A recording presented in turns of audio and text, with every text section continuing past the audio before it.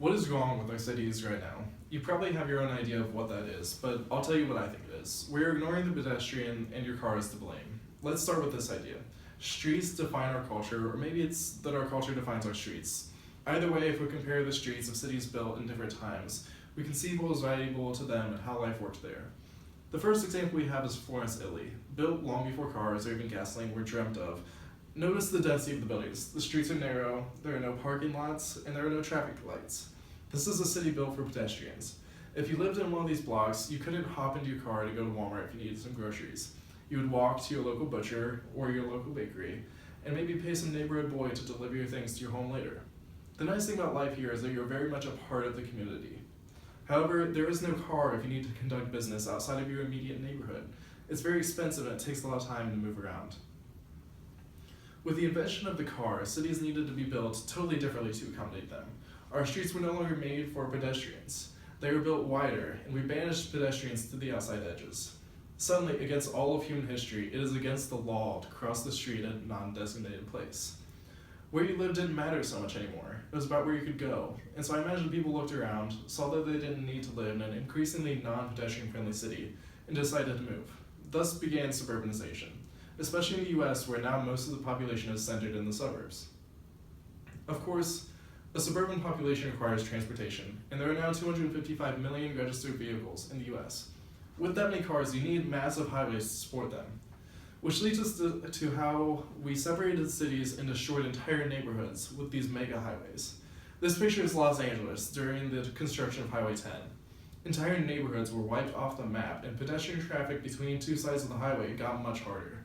That's the problem with highways, is that they take away the idea of a city street where we banish people to the side and say, no, we need to remove people entirely. Highways are the most unfriendly places in the world to pedestrians, but our love for them comes from the fact that on a highway, nobody needs to stop. Theoretically, that means no traffic, but we all know that promise hasn't been upheld. Essentially, all of our cities look like this today, but they don't have to. On the road today, most cars service just one person, their owner. But as we've explored in previous talks, one self-driving car acting under shared ownership can service 60 people. Shared ownership will revolutionize our cities because with it, parking lots no longer need to be in the city. Imagine that you live just outside of town and are planning to take a trip to town to do some shopping with your family. Just as you would take an Uber, you could open up an app, tell the service where you want to leave, and a car will be waiting for you right outside the door when you want it. You get in the car, tell it you're ready, and then it simply drives you to your destination. When it arrives, it notifies you as it pulls off into the unloading area near the shopping center and you exit the vehicle. Then you simply call another car when you're ready to go. With a sizable fleet, no free car should ever be more than a couple minutes away. Imagine 400% less traffic on the road. Today we need 6-lane highways like this to service all of these cars and prevent our monkey brains from causing traffic. They are also incredibly inefficient in how many people they fit in a given space. Aside from carpool efforts, most cars carry one person. With self-driving cars, shared ownership, and smarter public transportation, we can fit the same number of people from a highway like this to a street like this. This is the street of the future. The same throughput as a highway with all quiet, self-driving vehicles.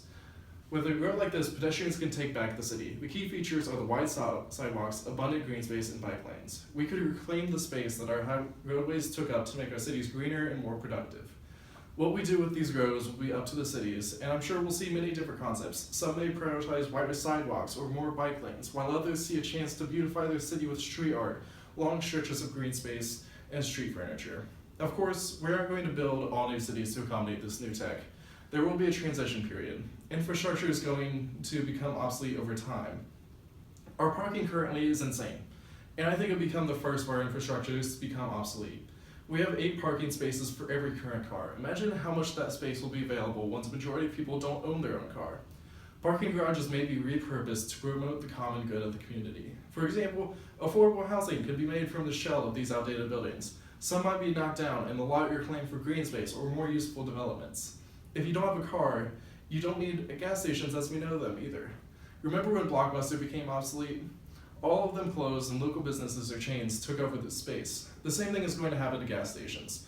Parking lots will be interesting. Not every parking lot will be valuable enough space to tear up and put a building on, and that could be a good or bad thing. Certainly in some areas, parking lots will gradually become broken up by weeds and decay and become eyesores for the community. But even today, we see many unused lots being taken over by farmers markets, flea markets, and teenagers just looking for a place to hang out. Parking structures not torn up could become flexible community spaces that invigorate our communities in open opportunity. In general, the city of the future will not look like cities of today, in structure or function. Many envision the future of city planning as doing away with the idea of a single city center. The future is a cluster of dense, self-sufficient neighborhoods. Ideally, a majority of your daily tasks will be accomplished as a pedestrian. Many experts envision a return of the neighborhood grocer and bakery. We have always had to change with the technology of the time, and autonomous vehicles have too many benefits to productivity to be avoided. Our cities must change to accommodate this new mode of transportation, and we must lean into this change. If we think creatively about the opportunities that will come from making our transportation cheaper, faster, and safer, we can leverage our cities to benefit everyone. We stand on the precipice of the greatest change to infrastructure since the invention of the car itself, and we have a responsibility to make our cities more human-friendly than they have ever been. Thank you.